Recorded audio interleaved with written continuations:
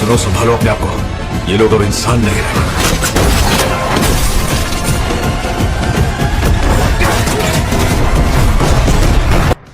तुम दोनों जिंदा तो हो ना? What the hell is that thing? Oh my God. 500 साल पहले मेरे परिवार के हाथ दुनिया का सबसे बड़ा खजाना लगा था। तो गया। मुझे आसानी से गुस्सा नहीं आता, पर अगर आ गया तो जल्दी जाता नहीं। नवंबर क्रिमिनल्स ये 2017 की बने क्राइम थ्रिलर बेस्ड मूवी है जिसको 5.3 की रेटिंग मिल चुकी है। कहानी आपको देखने को मिल सकती है एडिसन और उसकी गर्लफ्रेंड की स्टोरी, जिनका एक बेस्ट फ्रेंड भी था लेकिन किसी ने उसकी मौत कि उसे मार दिया था। ऐसे में वहाँ के जो पुलिस ऑफिसर्स होते हैं वो इस केस को इतना सीरियसली नहीं लेते हैं, जिसकी वजह से एडिसन और उसकी गर्लफ्रेंड ये ढूंढने के लिए निकल पड़ते हैं कि एक्चुअली उनकी बेस्ट फ्रेंड को किसने और क्यों मारा था। ऐसे में कहानी के अंत तक हमें ये देखने में काफी मजा और थ्रिलर चीजें प्रोवाइड करेगी ये मूवी कि एक्चुअली किसने उसकी फ्रेंड को मारा था।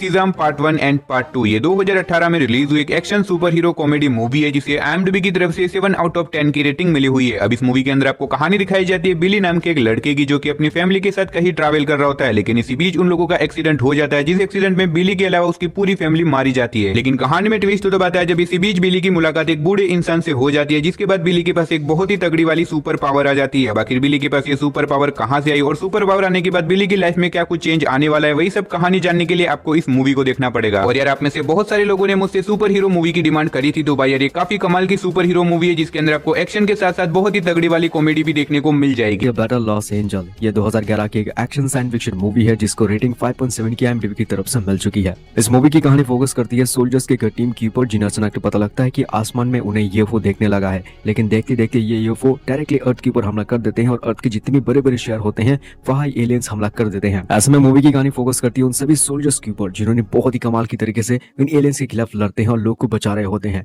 मूवी के अंदर आपको बहुत ज्यादा वायलेंस देखने को मिल सकती है और ये जो एलियंस हैं वो कुछ रोबोटिक टाइप्स के ऊपर होती है। अब इसके बाद इस मूवी के अंदर क्या कुछ कहानी में ट्विस्ट एंड टर्न्स आ सकते हैं, ये सब कुछ जानने के लिए आप इस मूवी को देख सकते हैं। मूवी बहुत अच्छी है, इसका विजुअल सीन्स और कहानी बहुत अच्छी है।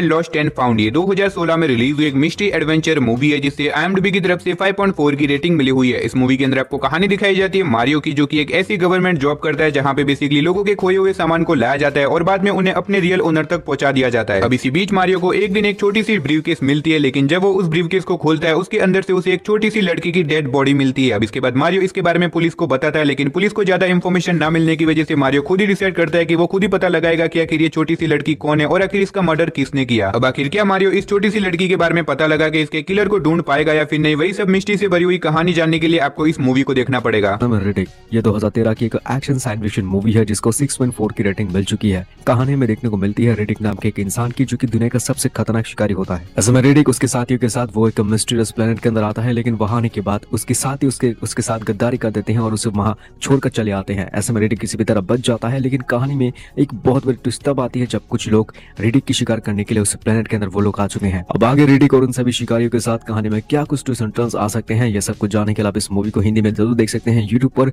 इस मूवी को रिसेंटली अपलोड किया गया है और इस मूवी को काफी सारे लोगों ने भी देख लिया है।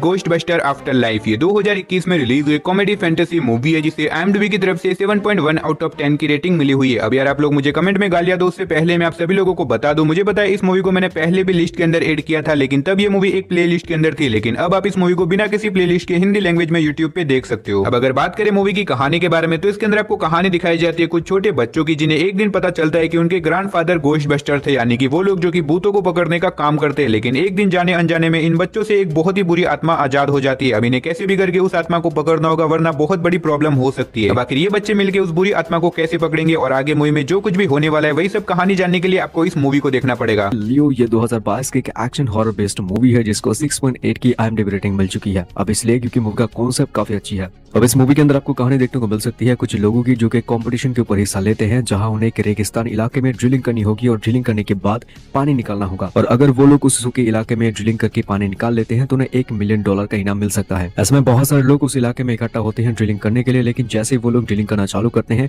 जमीन के नीचे से एक बहुत बड़ा लिजर्ड सामने आता है। अब ये लिजर्ड कोई आम लिजर्ड नहीं, वो उसकी नॉर्मल साइज से कहीं गुना, 1000 गुना बहुत ज्यादा बड़ा होता है। ऐसे में आगे कंटिन्यू हमें ये देखना है कि वो लोग किस तरीके से उस लिजर्ड का मुकाबला करेंगे। अब ये एक बहुत अच्छी मूवी हो सकती है अगर आप इस मूवी को देखोगे, क्योंकि ये मूवी यूट्यूब पर आपको फ्रीली देखने को मिल सकती है, तो इस वजह से एक लाइक जरूर कर देना।